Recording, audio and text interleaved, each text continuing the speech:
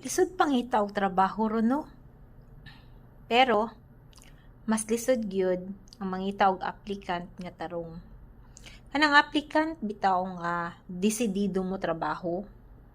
Kanang applicant nga naa sa ihang mindset nga makatrabaho gyud siya.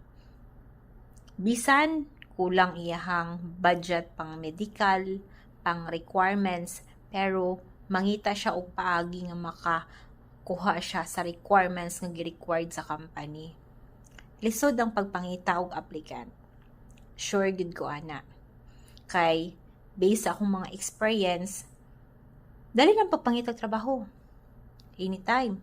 Bisan unsa nga trabaho, madawat ka.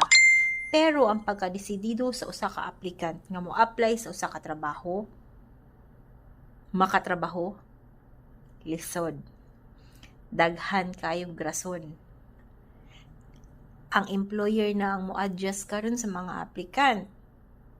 Bisan unsaon, nimog haylo, mag-start na ka karon.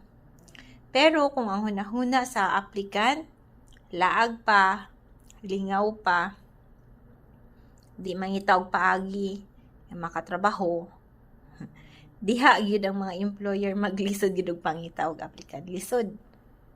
Don't forget to share, like, comment, and follow below.